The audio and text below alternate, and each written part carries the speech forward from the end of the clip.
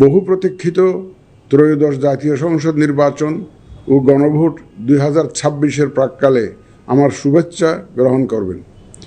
আগামীকাল ইতিহাসের অন্যতম গুরুত্বপূর্ণ এই নির্বাচনের ভোট গ্রহণ অনুষ্ঠিত হবে।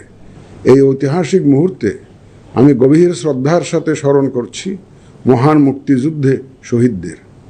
আরও স্মরণ করছি জুলাই গণ অভ্যুত্থানে শহীদদের, যাদের রক্তের বিনিময়ে আমরা আজ গণতান্ত্রিক উত্তরণের দ্বার প্রান্তে পৌঁছেছি। আমি তাদের রুহের মাগফিরাত কামনা করছি। আমি একই সাথে আহত জুলাই যোদ্ধাদের আশু আরোগ্য ও স্বাভাবিক জীবনের জন্য দোয়া করছি। প্রিয় দেশবাসী, এই নির্বাচনে ভোটদান আমাদের শুধু নাগরিক অধিকারই নয়, বরং দায়িত্ব। আমি আশা করি আপনারা সকলে সচেতনভাবে এই দায়িত্ব পালন করবেন। রাজনৈতিক দল, প্রার্থী ও ভোটারদের প্রতি আহ্বান, শান্তি ও সৌহার্দ্যপূর্ণ পরিবেশ রক্ষার্থে সকলে দায়িত্বশীল ও যত্নবান হবেন। ভিন্ন মত গণতান্ত্রিক প্রক্রিয়ায় একটি স্বাভাবিক বিষয়। এই বিষয়টি স্মরণে রেখে আপনারা উৎসবমুখর পরিবেশ নিশ্চিত করে স্বতঃস্ফূর্তভাবে ভোট কেন্দ্রে আসবেন, পছন্দের প্রার্থীকে ভোট দেবেন এবং গণতান্ত্রিক প্রক্রিয়ার স্বাভাবিক পরিণতি হিসাবে জয় পরাজয়কে মেনে নেবেন।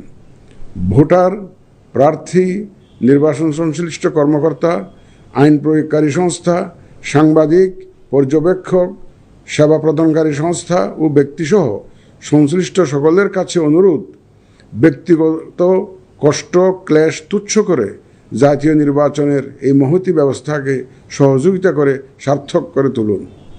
প্রিয় ভোটারগণ, আমরা শান্তিপূর্ণ ও উৎসবমুখর পরিবেশে নির্বাচন অনুষ্ঠান করতে চাই।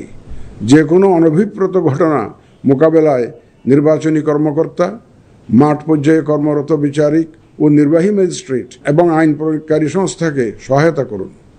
আমাদের সকলের সম্মিলিত প্রচেষ্টায় আমরা একটি সুষ্ঠু, সুন্দর, শান্তিপূর্ণ ও উৎসবমুখর নির্বাচনের সাক্ষী হতে পারব, এই প্রত্যাশা ব্যক্ত করে এবং পুনরায় আপনাদের স্বতঃস্ফূর্ত অংশগ্রহণ কামনা করে শেষ করছি। মহান আল্লাহ আমাদের সহায় হন।